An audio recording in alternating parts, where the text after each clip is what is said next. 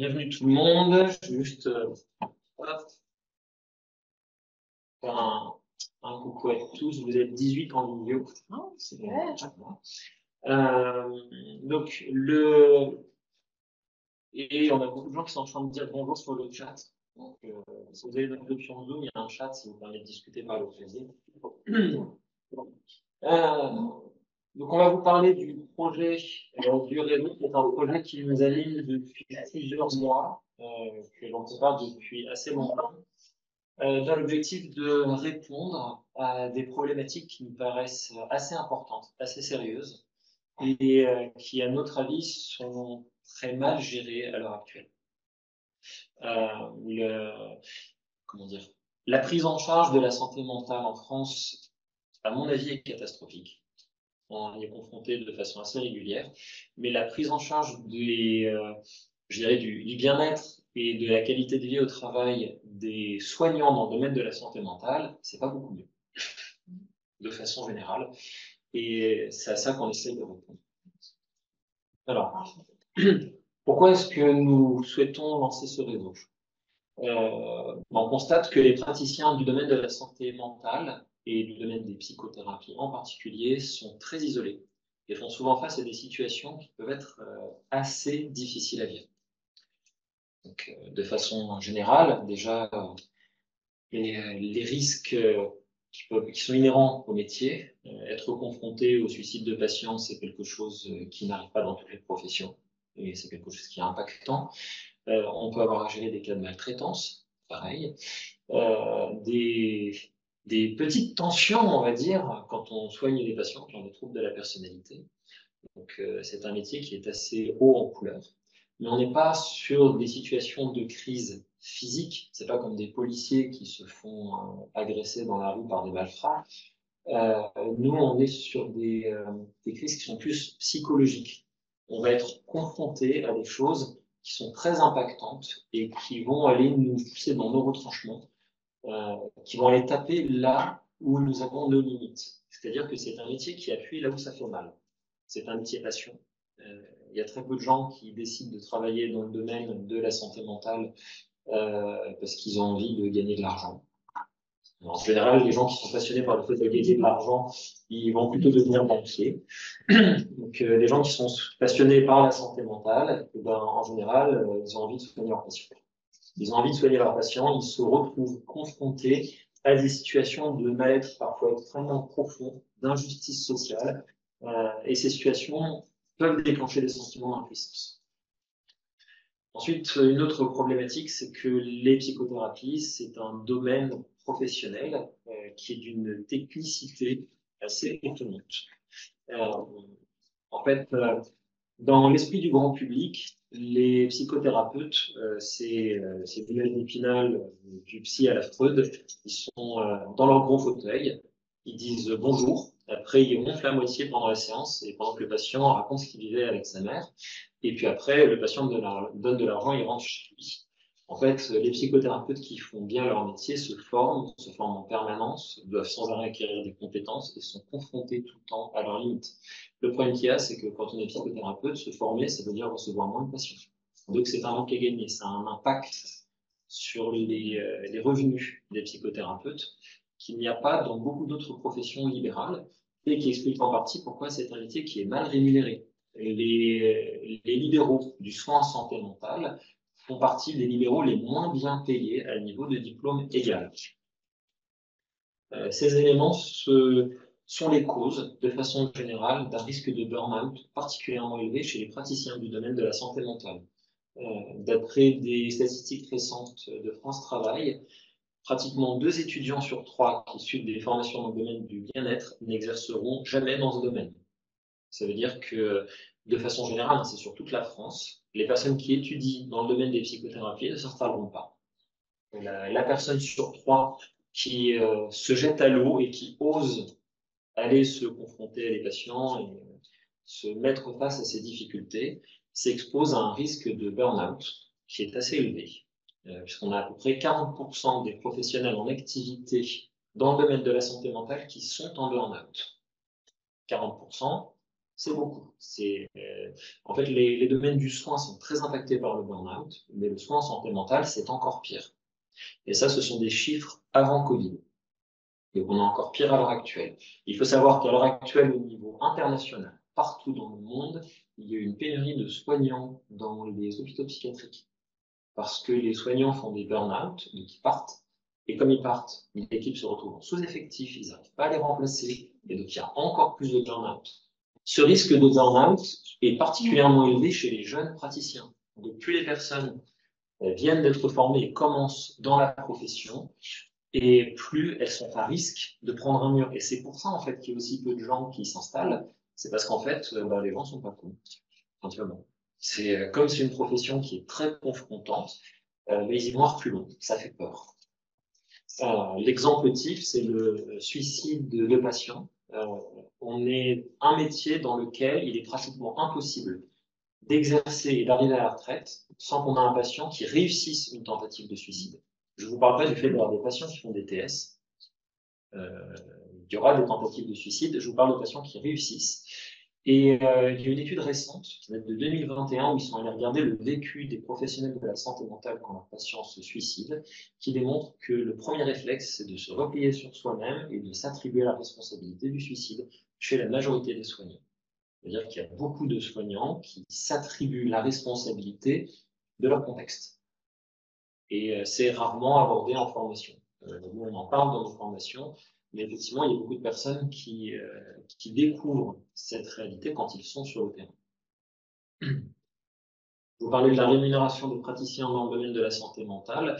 Là, ici, vous avez une comparaison entre les revenus bruts mensuels. Attention, c'est pas le net, hein, c'est le brut des psychologues par rapport aux autres professions libérales. Et attention, j'ai dit les psychologues. Les psychologues gagnent généralement mieux leur vie que les psychopraticiens. Si on compare les tarifs des consultations dans le monde, d'ailleurs, vous voyez que la France a des tarifs qui ne sont pas forcément beaucoup plus élevés que les autres, puisque nos patients payent moins cher qu'en Chine. Globalement, les consultations de psychothérapie, il y a une grande variabilité. Et c'est étonnant parce que cette grande variabilité, justement, ce sont les jeunes praticiens, donc ceux qui sont le plus à risque de faire des burn-out, qui généralement sont, bien sûr, les moins bien payés. Donc on va avoir des gens qui sont sous-payés, extrêmement stressés et complètement isolés. Nous, ce qu'on essaie de mettre en place, c'est un réseau d'entraide qui s'appuie sur une des valeurs principales de notre institut, qui est la solidarité. Dans ce réseau, on va compter des adhérents qui sont praticiens dans le domaine de la santé mentale et des adhérents qui ne sont pas praticiens, qui rejoignent le réseau pour le soutenir ou pour y participer, mais pas pour exercer. Les praticiens, c'est spécifiquement praticiens en TCC, parce qu'on a un organisme de formation en TCC. Ça ne veut pas dire que dans le réseau, on n'aura que les personnes qui font des TCC, mais c'est-à-dire que les adhérents praticiens en font, à minima, ou en démarche d'ouverture et comment dire, de pratique intégrative. Merci. Les adhérents praticiens vont avoir accès à nos programmes de formation interne, qui sont des programmes exclusifs, c'est-à-dire que vous ne pouvez pas vous inscrire sur ces formations en dehors du réseau. Ils vont avoir accès à des services d'intervision interne. Ils ont accès bien sûr aussi à nos formations externes. Et ils ont la possibilité d'y réviser, d'y assister librement. Ils peuvent travailler avec nos centres de consultation. Les adhérents non praticiens, ça va plus être des personnes qui veulent soutenir notre démarche et qui vont participer à nos événements et ou intervenir sur certaines des activités que le réseau met en place au niveau professionnel. Les personnes qui adhèrent peuvent avoir des statuts différents. Donc, par exemple, une personne qui débute, c'est-à-dire qui a fait moins de 200 heures de formation en thérapie cognitivo-comportementale et qui a moins de 50 heures de thérapie personnelle, va intégrer plutôt pour participer aux formations externes et à notre programme de mentorat, dont je vais vous parler juste après. Lorsque cette personne a complété le programme de mentorat et ses heures de formation, elle va devenir membre externe. Donc, elle va continuer à suivre les formations externes, elle commence à accéder aux formations internes, elle va être officiellement un praticien de l'Institut, ça veut dire qu'elle va utiliser notre marque et elle va pouvoir se recommander de l'Institut, on va l'appuyer, même si elle ne travaille pas dans nos centres. Les membres qui ont complété 2 ans de cursus de formation et qui ont plus de 50 heures de thérapie personnelle vont avoir une adhésion spécifique en tant que membre interne, c'est-à-dire qu'ils ne suivent que les formations internes puisqu'ils ont déjà fait les cursus externes. Ça va avoir un impact sur le coût de leur adhésion qui est plus faible. Les membres non praticiens font seulement partie du réseau. Ils ne sont pas intégrés dans les programmes de formation, ils n'y accèdent pas et on n'a pas d'exigence sur leurs heures de formation ou sur leur thérapie personnelle. Le programme de mentorat dont je vous ai parlé est un programme d'accompagnement qui est à cheval entre la supervision et la psychothérapie. C'est de la psychothérapie accélérée pour praticiens. En fait, on s'est rendu compte, on a beaucoup de nos anciens étudiants qui nous ont fait des retours sur ce sujet. En fait, les étudiants en psychothérapie et les psychothérapeutes ont des fois du mal à trouver des gens qui puissent les accompagner. Et puis, il y a certaines personnes qui n'ont pas vécu l'expérience de se mettre dans les chaussures d'un patient, de se mettre à la place d'un patient. Et le problème, c'est que ces personnes, lorsqu'elles se retrouvent face à un patient, vont ressentir un sentiment de l'imposteur décuplé, vont avoir l'impression qu'elles ne savent pas ce qu'elles racontent et vont être très impactées émotionnellement. C'est un métier qui appuie sur nos failles. Donc, l'idée, c'est d'essayer de travailler sur ces failles, mais pas n'importe comment, puisque dans le programme de mentorat, on reconnaît vos compétences. Donc, vous êtes votre propre co-thérapeute. C'est pour ça que je parle de thérapie accélérée, parce que vous connaissez les outils. Donc, on vous aide à appliquer les outils que vous connaissez en accompagnement pour aller plus vite, pour aller plus loin, et avec une visée pédagogique de transmission pour acquérir des compétences, en particulier dans le domaine de la thérapie des schémas. Parce que c'est impossible de travailler sur les troubles de la personnalité si on n'a pas travaillé sur nos propres schémas. Ce qui en ressort, c'est de développer des capacités pour réguler ses émotions, mieux gérer le cadre de nos séances, savoir adapter la bonne posture face à son patient, pouvoir se protéger des traumatismes vicariants, pouvoir gérer des situations de crise, de violence interpersonnelle, et puis sortir de votre solitude, parce que quand on est face à un patient, on peut se sentir très seul et ça peut faire très mal. C'est pas toujours évident d'en parler, et les supervisions ont tendance à être plus sur un volet technique, donc à travailler comment on fait en termes de compétences, plus que le volet sur comment gérer ses émotions. Pour les membres, on va proposer de nombreux avantages. Je vous ai parlé du droit d'exercer sous notre marque et dans nos centres. Ça veut dire que ça vous impose de travailler dans nos centres. Ça veut dire que vous pouvez le faire. C'est pas une obligation, c'est un pouvoir. Et puis vous pouvez exercer sous notre marque, c'est-à-dire qu'on va vous appuyer, vous référencer dans notre annuaire et on va vous aider en termes de communication, de marketing, etc. Donc, vous aurez accès à notre congrès avec un tarif préférentiel. La possibilité d'utiliser des logiciels et des services exclusifs que nous développons et qui ne sont accessibles qu'aux membres, sachant que nous avons plusieurs projets qui sont en cours de développement et nous en aurons de plus en plus. Et puis, on va pouvoir vous proposer des opportunités professionnelles, en particulier des interventions dans le milieu scolaire et des interventions en entreprise, qui peuvent vous aider à vous lancer et avoir des activités financières. Et puis, ça peut satisfaire des besoins de transmission. À l'heure actuelle, on intervient sur toute l'Essonne sur un programme de prévention du burn-out scolaire au niveau des collèges. On a l'intention d'étendre ce programme au niveau national.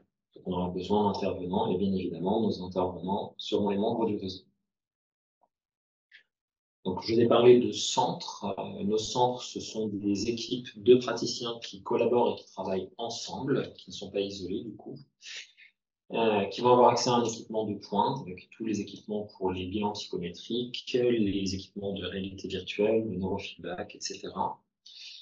Les centres en question sont en cours de déploiement, et d'ailleurs, s'il y a des personnes qui sont motivées pour gérer des centres, il n'y a pas de souci, vous pouvez nous contacter, parce qu'on a des programmes en montage, et on vous accompagnera.